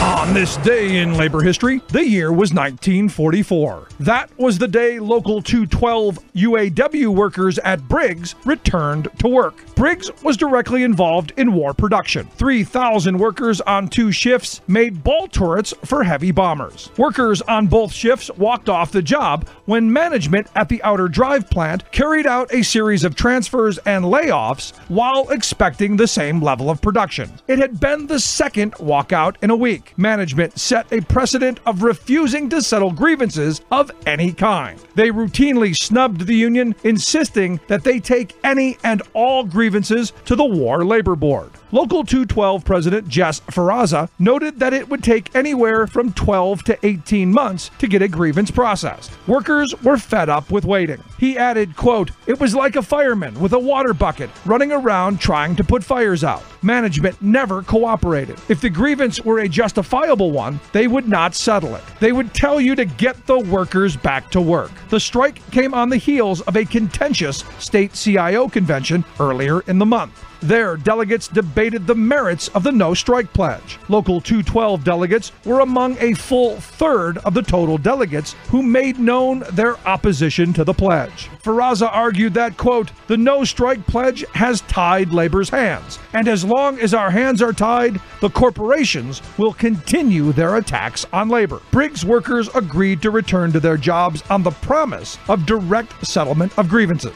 They also geared up for the National CIO Convention, intent on overturning the wartime No Strike Pledge. Labor History in 2 brought to you by the Illinois Labor History Society and The Rick Smith Show. For more information, go to laborhistoryin2.com, like us on Facebook, and follow us on the Twitters at Labor History in 2. You are listening to the best of The Rick Smith Show. If you have any thoughts, any questions, any comments, we'd love to hear it. You can email me, Rick, at thericksmithshow.com. Thanks for tuning in. Welcome back to The Rick Smith Show. Check out our website, thericksmithshow.com. Lots going on across the country in the streets as workers are folding their arms and marching. And here to give us his thoughts on what's going on, Kevin Mahoney, editor over at Raging Chicken Press. Kevin, what's going on? Oh, man, I'll tell you, in the world where, a day feels like a week feels like a month feels like a year, so much is going on. I mean, it feels like ever since we've seen these kind of walkouts in West Virginia, it seems like that, this is just kind of lighting a fire under kind of a long, kind of, little sleepy labor movement that is kind of stepping up. And we're seeing people kind of taking to the streets and finding out what it means to be a citizen once again. Yeah, I mean, you see all of this solidarity, this civil disobedience. And, I've been saying for a very long time, this moment was coming. Yes. At some point, the working people of this country were going to go, you know what? I've eaten enough of you-know-what. And to the streets they go. And I look at what's going on in Oklahoma, where, Oklahoma, one of the reddest areas in the country, you've got teachers out in the streets. Do you ever? And what we're seeing in Oklahoma is kind of like, okay, they're going to the next level of what we saw in West Virginia, because the Oklahoma teachers they're not just saying, no, we're not going to take it anymore. They're saying, okay, what is it that we want? Right? Not only do we want kind of salaries that are kind of so that we don't have to work 2-3 other jobs just to make ends meet, but we also want a full funding of public higher education. So the Oklahoma story is amazing because those teachers have been out in the streets, and you know what? The Republican legislator who's been all they wanted to do is cut and punish, as you always put it. Now they said, okay, we're going to give the teachers a raise. The teachers like, nope, that's not why we're out here. We're out here because we need full public funding. And then on Tuesday, the legislator passed a school funding bill. The teachers looked at it and they said, nope, sorry, that is not what we asked for. In order to do our jobs, in order to protect citizens, in order to protect students, those kids, in order to protect the next generation, we're going to need full funding. So there they are out in the streets again after a legislature that had no interest whatsoever in kind of raising revenue. Now suddenly they're scrambling to meet teachers' demands. And that's amazing, Rick. Yeah, I mean, have you seen the pictures that teachers were tweeting out from Oklahoma of the conditions of the schools, the conditions of the materials, textbooks that don't even include 9/11 in them, textbooks that have, famous people from, years ago's names still in the books. That's how old the materials are. And I know the right wing loves to say money doesn't solve a problem. But when you've got 30-year-old textbooks that are tattered and torn and pages missing and scribbled all over, I think that's a problem. Well, yeah, you think, right? It's like, money might not solve like every problem in the world, but you know what? It buys books and chairs, Rick. And the fact is, I think about that iconic tweet now that kind of went out of that blue plastic chair that was kind of cracked and broken and chunks falling out. And as kind of, this is what students have to deal with. And then there's been interviews with actual students, because the students are standing up to as well next to their teachers. And the students are telling their stories of kind of walking into classrooms and being told, oh, you got here a little too late. Sorry, there's no chairs left. You're going to have to sit on the floor. And sit on the floor not just for that day in class, but sit on that for the entire academic year, because the classes are overcrowded, right? The materials are out of date, and they don't have enough chairs. And this is in the United States. I'm thinking about like Lawrence O'Donnell's little program about sending desks and chairs over to Africa, right? Maybe you should start thinking about kind of our own country here too as well, because man, what is going on here is finally seeing the light of day. I mean, of course, teachers have known that forever, but now they're going to keep bringing it forward, and they're fighting for what we need. Man, think about that. Educational musical chairs. Incredible. I mean, just the thought of that infuriates me that in the wealthiest country in the world, at the wealthiest point in history, this is our reality in schools across this country. And look, I know you've got Republican governors for years who have had this tax cut fetish, who have said we've got to give more to the wealthy and more to corporations. Where do you think that money that they gave away came from? Yeah, exactly. Where exactly? Where is it going? Right? It's going to that top 1%. It's coming from us. It's coming from our schools. It's coming from our future. Right? And, here's the thing. And this is like the message for my brothers and sisters in the labor movement, especially in education. Right? And again, I don't need to tell any people in Oklahoma this. They know this already. But for so long, kind of leadership and labor unions have been kind of afraid of kind of like the wave of conservatism. They're worried about pushing things too much and worried about the kind of support they're going to have from the public. Well, guess what? Those teachers in red Oklahoma, when they're walking out, there's a new poll that just came out last Friday. 72% of voters in Oklahoma support the teachers' walkout. That should be the kind of thing that kind of like ramps up the flames in everyone's pants, right, to get people out in the streets and start fighting back and start reclaiming what we've lost. It's interesting. I'd spoken with one of the organizers of the Oklahoma Teachers United group, and he said that, the unions there, he had no use for, because basically they've done nothing over the years. Because look, it's a Republican state. It's not a collective bargaining state. You end up, having to pander to Republicans. I understand why and how things were, but he's saying, look, you've got this groundswell to where now the unions are with them and pushing forward. And as I said to him, unions are about the members. That's right. If your members aren't going to be with you, the unions aren't going to be there either. This is a perfect example for workers, not just in education, not just in Oklahoma, but all across this country. It's the grassroots. It's the groundswell from up. The leadership is on the bottom. That's right.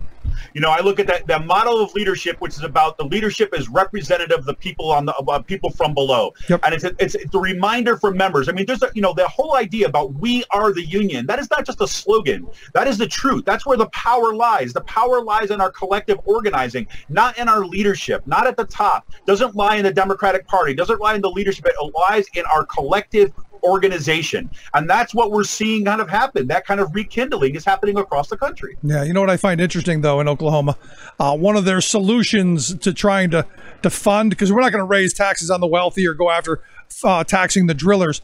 One of the ideas was to do away with a wind energy tax credit, because, heaven forbid you take advantage of the wind going through Oklahoma.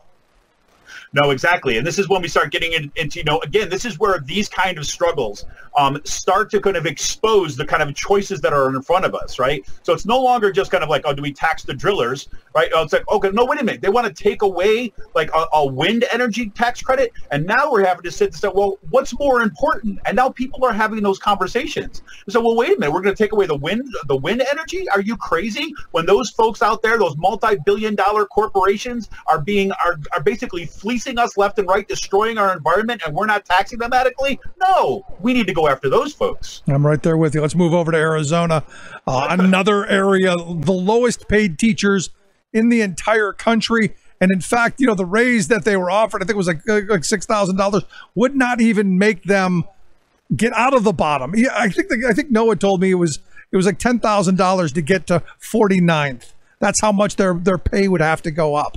Just outrageous. Yeah, incredible. And in Arizona on Wednesday, you had teachers basically, these are teachers who have been organizing now for weeks and weeks now. And they're basically having a walk-in on Wednesday. And basically the whole idea is like, look, we're not walking out quite yet, but we're going to decide on a date. And so teachers were rallying outside of schools early morning before classes, and then all walking into school together with their bright red T-shirts demanding, again, we're seeing the same kind of demands, kind of adequate salaries for teachers, right, and full funding of public education. Right, and that's incredible. And I want to kind of put it in this kind of that Noah Carvelis, right, basically came out and said, and this is the one thing that really stuck with me, Rick. He basically said you see that the martyrdom is now over. You see that, and you don't have to sit there and take it. You can stand up and make a difference. Right? The fact that you see people, everyday folks, everyday teachers, everyday workers standing up and realizing that is the revolutionary movement. That is the moment where people are going to take back their power when they realize, you know what? I'm done taking it on the chin. I'm going to stand up and make a difference. There you go. No, and look, we had Noah on the program last week, and he was talking about the walk-ins and how important they are, and not just for the teachers, but parents doing walk-ins and talking to administrators and showing their collective power. Because look, at the end of this is all about community, especially when you're talking about education. And it takes me back to the labor movement of the 20s and 30s, yes, to where it wasn't just about the workers in the factory. It was about the citizens and the small shop owners. It was about the community getting behind good paying jobs, stable jobs, good communities, and all, and what I think we all want. I think that's absolutely right, and I think that and again, a new generation is hearing that. I mean, look at Noah. I mean, he was amazing on your show, Rick. And he was amazing on your show, and the guy is 23 years old. Right, 23 years old, helping to organize this stuff. So I don't want to hear anybody out there kind of like getting down on the kind of the younger generation these days, because those folks are the ones who are out in the streets and they've had enough, right? And they're bringing everyone else around it and reminding everyone what it means to kind of stand up and fight back. And so, like, man, kudos to them, and kudos to everyone for reminding all of us of what's possible when we work together. As an educator, Kevin, you've got to look at this as just an amazing opportunity for teachers across this country to teach the next generation exactly how things should be. I mean, what better history lesson, what better civics lesson, what better sociology lesson than the kind of direct action that they're experiencing firsthand. Exactly. And I see it on my campus at Kutztown University daily, Rick. I mean, we saw the kind of like, the Walk for Our Lives stuff. We had students kind of showing up on my door. You had students walking across campus, kind of doing all sorts of organizing. We've seen in Pennsylvania the PA Student Power Network, which we've talked about before on this show. They have now chapters at every state system state system university in the state of Pennsylvania, in addition to tons of private schools and community colleges now. These students, it's just like, you feel the wave of student organizing, of young folks organizing, and it's carrying the rest of us along with it. I can't tell you how amazing that is to be sitting where I'm sitting and kind of, feeling like faculty being taught by their students about how to do this kind of direct action organizing. Yeah, I mean, we're living in a moment, and I think it's an important moment that 50 years from now, they may look back on it and say, this is when the country changed for the positive. Let's move to Pennsylvania since you brought it up. Pennsylvania Promise, a new plan maybe to help with higher education. What is it? Well, we'll see. Yes, PA Promise, and it's basically modeled after the New York State new policy that went in effect for state universities there, which would provide, it was not a universal free college tuition, but it's free college tuition for a good chunk of kind of working class Pennsylvanians to attend a state system higher education university, and that would be a tuition-free kind of tuition waiver for the majority of our students. And it's interesting for me for a couple reasons. This was proposed back in January. I think we might have even talked about this by the Keystone Research Center and the Pennsylvania Budget and Policy Center. And they want to put it out and they want to run through the kind of legislative action. And actually, from what I understand, any day now, we're going to see legislation drop in the state legislature advocating for wanting to actually, put into law free college tuition in Pennsylvania. Now, the interesting thing about it for me, and where it kind of connects to just what we were talking about, is that rallies are starting to happen now at universities across the state. And so it's not just a policy that are going to be forth by legislators, but again, the PA Student Power Network, the faculty union, and other faculty at colleges and universities across the state are showing up in rallies and now demanding that. And that is the key right now, is that you're actually having support from students who are beginning to rally behind this PA Promise, the Pennsylvania Promise, and free college tuition. And what I'm loving about what I'm hearing from students, especially from the PA Student Power Network, is they're saying, yeah, the PA Promise, like a partial universal free tuition, that's a good start, but we want full free college university of tuition across the state. And so they're seeing this as an organizing opportunity to get to the next stage. They're already thinking down the road, Rick. This is incredible. No, it's good. And look, at the end of the day, for those who would say, no, we can't have such a thing, I would argue we can't not. If you're going to say that education, having a highly educated workforce is the future of business in this country, I think we're at a moment like we were 100 years ago where going to 8th grade wasn't enough. I've argued for a long time that we should extend not just K through 12, but K through 14 at this point. To me, that's where we need to start thinking about institutionalizing it, to say, look, it's just not enough where we're at. We need to get people into college. We need to get people into trade schools. We need to get people into vocational kind of schools to make sure that people have skills to go forward. To me, this is almost a no-brainer. Yeah, I agree. I mean, it is an absolute no-brainer. And again, it's kind of got overwhelming support even nationwide. So this is the kind of stuff that I'm so happy to see this moving forward. And finally, let's get to the this week was an interesting week. We found out again, I think what we already knew, that Donald Trump's been having wet dreams over firing Mueller. Yeah. If that happens, if Mueller and Rosenstein end up being fired, marches, protests, all kind of stuff, what's being planned?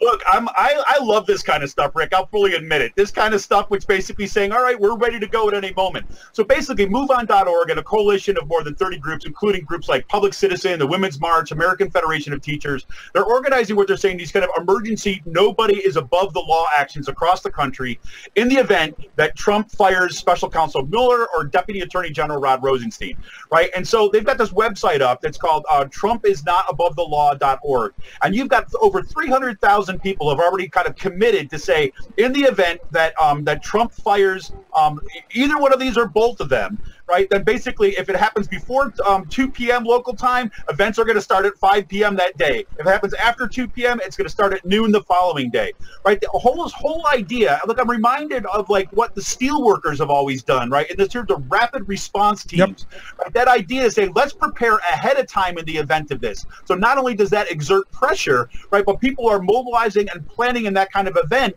and ready to go. So it's not going to take like 2, 3, 4 weeks in terms of response. And that's the kind of stuff that just fills me with joy. I have to say, I love to say that, to know that, okay, as soon as he does this, boom, we're hitting the streets. There you go.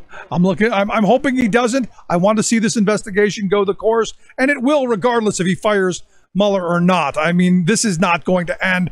All of the investigatory stuff that they've piled together is not going to go away. So it's my thought that firing him is kind of a dumb idea at this point. But even if he does, to the streets we must go. Kevin, I appreciate the time. Good stuff. You got it, Rick. Talk to you soon. Our good friend Kevin Mahoney, editor over at Raging Chicken Press. I'd love to hear your thoughts. Anything we talked about got under your skin, a little bit making you think? You can email me, rick@thericksmithshow.com. Quick break. Right back.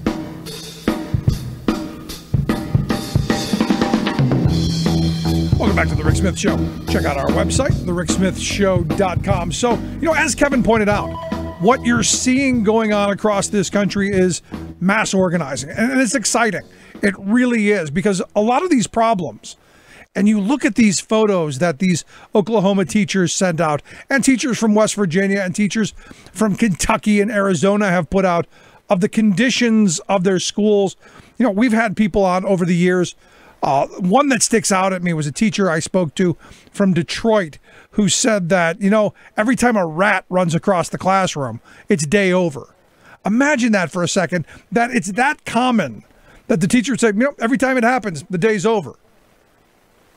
Now imagine, throwing that into not having enough desks, educational musical chairs, not having enough books, the books that you have being outdated. I got to be honest, it sends all of the wrong messages. And what we're seeing these teachers do, good on them, stepping up, stepping forward, not just saying, hey, I want more, but saying that we need more. This is the part of this that's so important.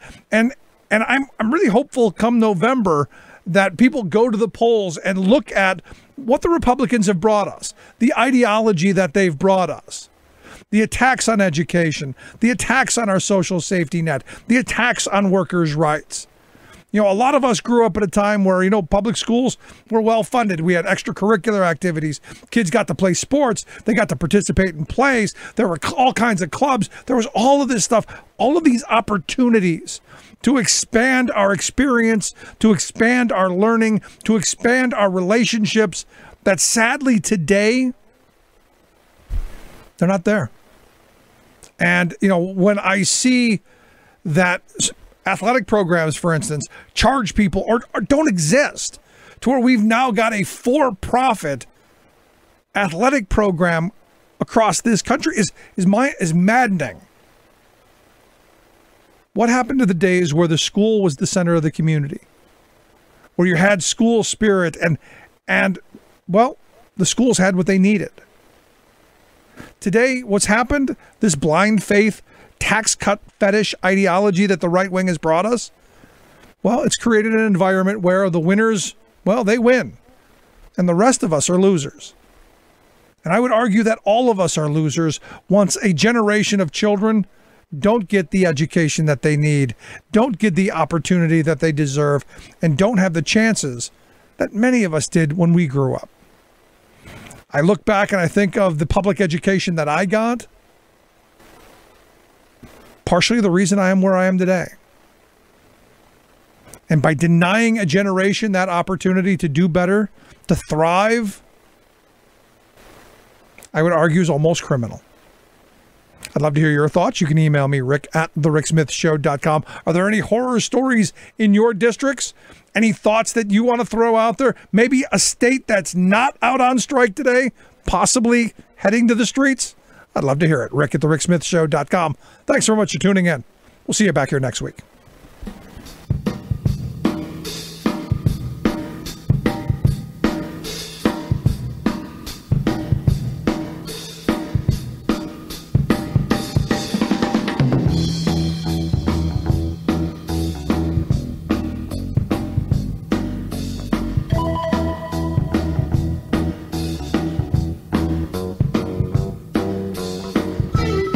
I'm Rick Smith, and this is Labor History in 2.